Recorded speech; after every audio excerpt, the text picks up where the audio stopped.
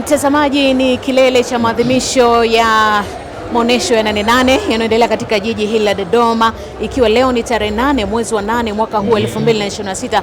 Mtazamaji, tumerudi tena katika banda la TAA. Hawa ni mamlaka ya viwanja vya ndege Tanzania, wako ndani ya viwanja hivi katika maonesho haya wakiwa wamekuja na elimu mbalimbali ama kuujulisha umma wa Tanzania huduma mbalimbali ambazo zinatolewa na TAA. Na hapa tunaenda kumsikiliza mkurugenzi wa maendeleo ya biashara kutoka TAA ambaye kwa upande wake ataenda kueleza huduma mbalimbali zinazotolewa na TAA, lakini pia tutamsikiliza mkuu wa kitengo cha mawasiliano ndani ya TAA pamoja na maafisa wengine ambao tutaenda kutueleza kwa kirefu sana ni nini wanafanya hawa TAA hapa nchini Tanzania. Mimi ni Kisa Mwipiana, karibu. Asante. Kwanza kabisa naomba nitumie fursa hii kuwakaribisha wadau wote wa kilimo, sekta ya kilimo kwa ujumla, uvuvi na mifugo na Watanzania kwa ujumla kwenye banda letu la mamlaka ya viwanja vya ndege Tanzania TAA hapa kwenye banda letu kwenye maonesho ya 88 mwaka 2026. Karibuni sana. Kuna vitu vingi sana ambavyo tumekuja kuwaonesha Watanzania kwa ujumla kuhusiana na sisi mamlaka ya viwanja vya ndege. Kuna mambo mengi sana mazuri, lakini nikienda moja kwa moja kwenye uhusiano uliopo sasa kati ya shughuli zetu za viwanja vya ndege na sekta ya kilimo, mifugo na uvuvi, kwamba sisi kama viwanja vya ndege tunatoa fursa ya sekta hizi kwa sababu zinazalisha ili zifanye biashara, na viwanja vya ndege hasa vile vya kimataifa vinakuwa kama milango ya Watanzania kuifikia dunia na dunia kuifikia Tanzania.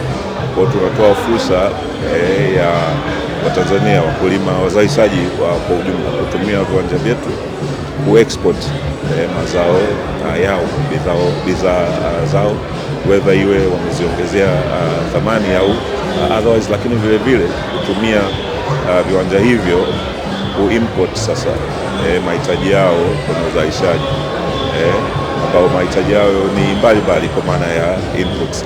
Sasa katika viwanja vyetu vya ndege vya kimataifa vya Julius Nyerere International Airport Dar es Salaam, kiwanja chetu cha kimataifa KIA ambacho kipo Kilimanjaro, na vile vile uwanja wetu wa Mwanza tuna facility za mizigo au kwa Kiingereza tungesema cargo facilities.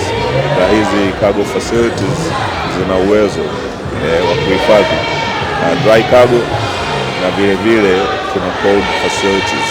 Hii inawezekana Watanzania wengi, wazalishaji, wafanyabiashara labda hawana taarifa, lakini napenda kutumia fursa hii kuwafahamisha kwamba JNIA KIA Mwanza kuna facilities za kutunza bidhaa ambazo zipo tunaita temperature sensitive kama samaki, nyama, matunda, mboga, maua pia.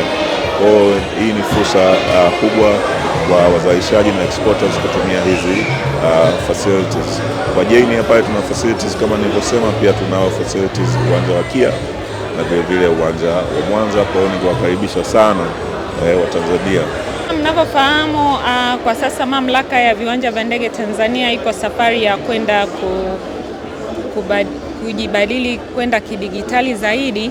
Ndio maana tumeweza kuja na hii mobile app kwa maana ya programu ya simu. Kwa hiyo abiria ama mdau wetu anaweza kuona taarifa mbalimbali muhimu kupitia kiganjani mwake. Hii mobile app inapatikana katika simu za iOS, lakini pia inapatikana katika simu za Android kwa jina la Tanzania Airport. Mdau wetu au abiria ana uwezo wa kupata taarifa za ndege kwa maana zinazowasili na zinazoondoka kwa kuona muda sahihi. Lakini pia hii mobile application yetu ina detect location, kwa maana ya kwamba ukiwa katika kiwanja cha ndege cha Arusha utapata kuona taarifa zote zilizopo katika kiwanja cha ndege cha Arusha kwa maana ya flight information, lakini lounges, yani services ambazo zinapatikana katika kiwanja husika.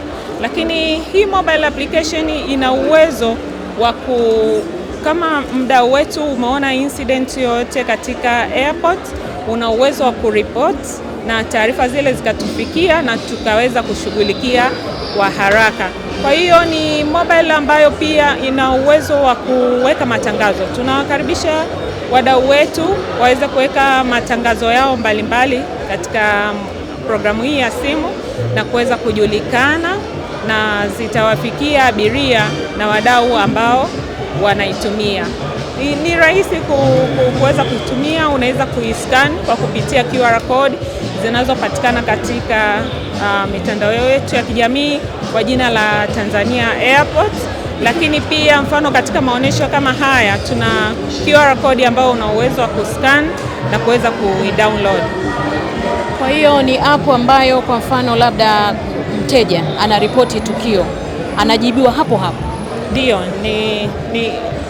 ni programu ambayo itamrahisishia, yani kila kitu kinakwenda kiganjani, kwa hakiwezi kuchukua muda mrefu kwa sababu watu wapo standby na kuna notification ambazo zitatuonesha kwamba kuna incident ambayo imeripotiwa kwa wakati huo. Lakini siku zijazo, kwa maana ya tunaendelea kupokea maoni ya wadau mbalimbali ili kuweza kuendelea kuiboresha, tutakuwa tuna uwezo wa kufanya booking za flight kupitia application hiyo, lakini pia tutakuwa tuna uwezo wa kufanya booking za parking mapema, yani kabla hujafika katika kiwanja cha ndege unafanya booking mapema na kujua kwamba utapaki wapi gari na kuweza kulipa kabisa.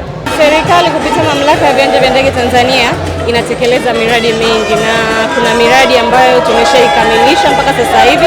Kuna miradi mingi, kwa hapa tumeweka tu ni baadhi ya miradi ambayo tuna Arusha, Sumbawanga, tuna Tabora, lakini tuna Songwe, tuna Songea, hiyo miradi na mingine mingi ambayo imeshakamilika.